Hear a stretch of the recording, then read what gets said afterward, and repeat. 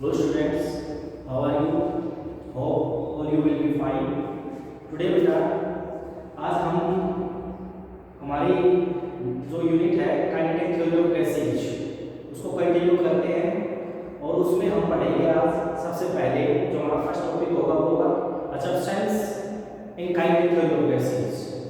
तो उसके बारे में थोड़ा डिस्कस करेंगे, आप लोगों को मैं बताऊंगा। उसके बाद हम पढ़ेंगे बेटा डिग्रीज ऑफ फ्रीडम और उसके बाद बेटा हम स्टडी करेंगे इसके अंदर pressure exerted by an ideal gas और उसके बाद जो बहुत सारे टॉपिक हैं जैसे kinetic interpretation of the temperature, generally specific heats वगैरह स्टडी करेंगे। लास्ट में पढ़ाएंगे मोशन वगैरह आ जाता है।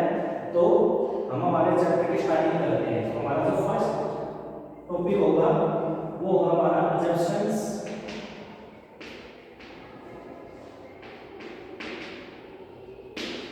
of kinetic theory of gases।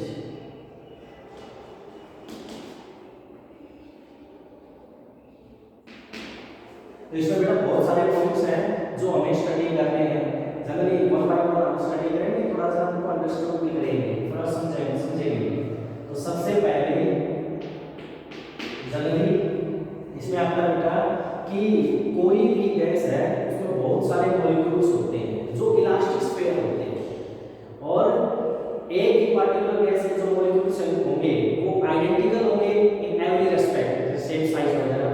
और डिफरेंट गैसेस के जो मॉलिक्यूल्स होंगे वो डिफरेंट होंगे in same and size.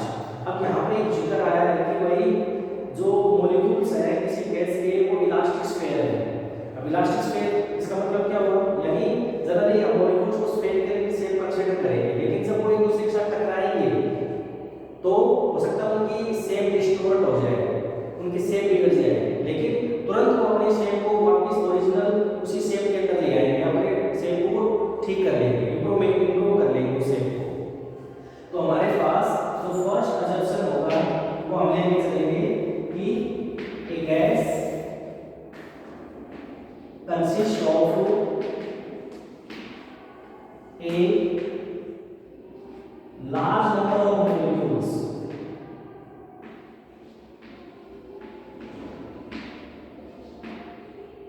which are identical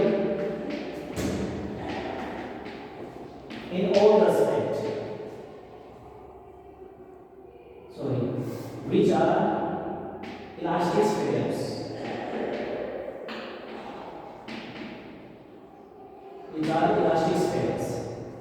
the molecules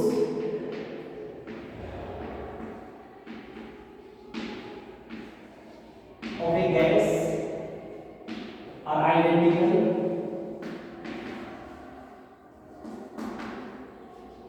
in all respects, same shape and size, but the molecules of different gases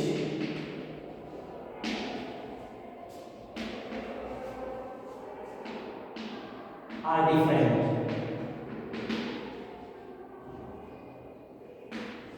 अलग-अलग gases के molecules different होंगे in shape and size. Second बेटा जो molecules है किसी gas के वो हमेशा इन स्टेट ऑफ रैंडम मोशन के अंदर होंगे, यानी उनके पास काइनेटिक एनर्जी होगी और जनरली जो स्पीड है वो हम कहेंगे कि ऑलमोस्ट लगभग एज ऑन एवरेज 500 मीटर पर सेकंड हम कंसीडर करते हैं। The molecules of a gas are in state of random motion।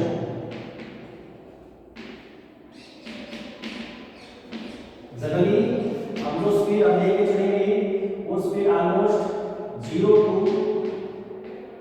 500 metre पर सेकंड कंसीडर कर सकते हैं या इससे ज्यादा भी हो सकती है। 0 तो क्या करेंगे तो ऑलमोस्ट लगभग एज ऑन एवरेज 500 मीटर पर सेकंड की स्पीड से वो रैंडमली मूव करते रहेंगे। नेक्स्ट बेटा जो मॉलिक्यूल्स हैं उनकी साइज वो बहुत स्मॉल कंसीडर की गई है compare to distance between them. अगर मॉलिक्यूल्स की size as an order of magnitude अगर 2 एंगस्ट्रॉम आप लेके चलोगे तो दो मॉलिक्यूल्स के बीच का जो गैप है वो इससे 10 टाइम्स ज्यादा होगा, ऑलमोस्ट 20 एंगस्ट्रॉम से भी ज्यादा होगा। तो नेक्स्ट असम्पशन हम लेके चलेंगे size of gas molecules is very small, almost nearly equal to 2 angstrom compared to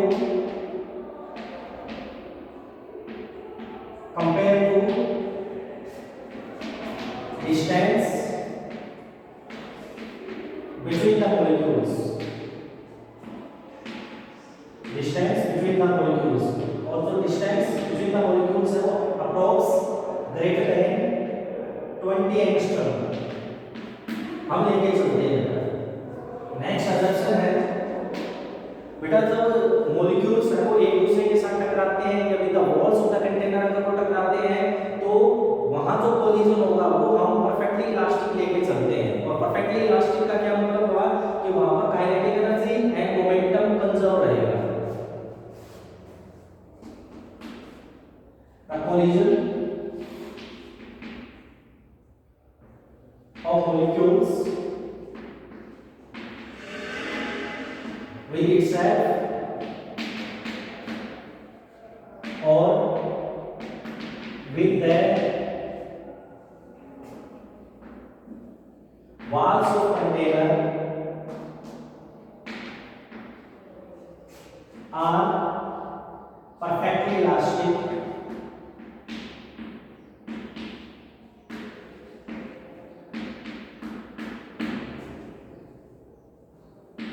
यानी हमने क्या कंसीडर किया कि भाई हमने क्या पता अभी कि जो कोलिजन है मॉलिक्यूल्स का चाहे खुद मॉलिक्यूल्स के साथ हो चाहे कंटेनर की वॉल्स के साथ हो वो परफेक्टली इलास्टिक होगा। सो हम बोल सकते हैं कि momentum and their kinetic energy is conserved. Momentum और काइनेटिक एनर्जी उनकी कंजर्व रहेगा।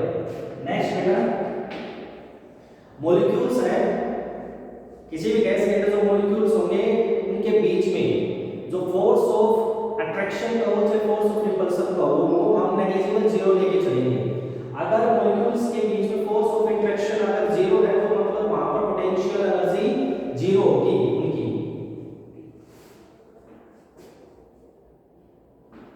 Molecules do not exert force of attraction or repulsion. Molecules do not exert force of attraction or repulsion on other molecules.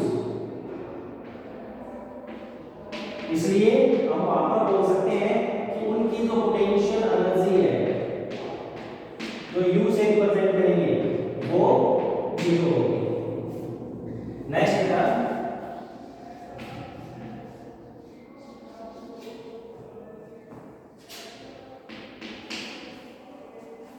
किसी भी gas के molecules किसी भी container के अंदर जब हम गैस फिल करते हैं तो वहां पर जो कोलिजन होता है तो number of collision per unit volume उस गैस के अंदर हमेशा कांस्टेंट रहेंगे। यानी number of collisions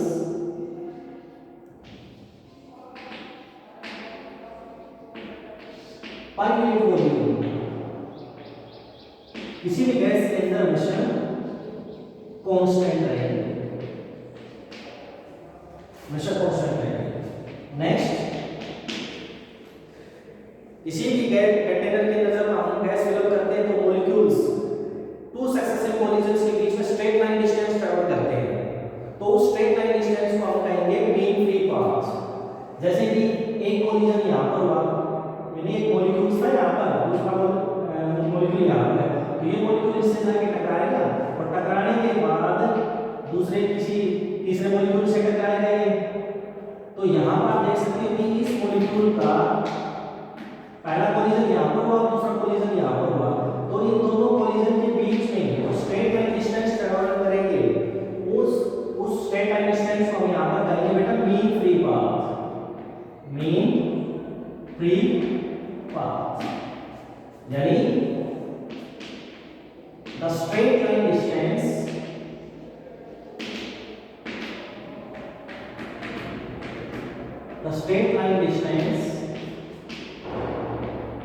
traveled by molecules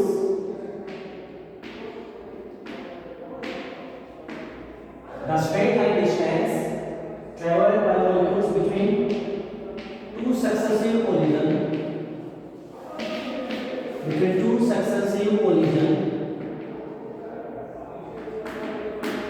is called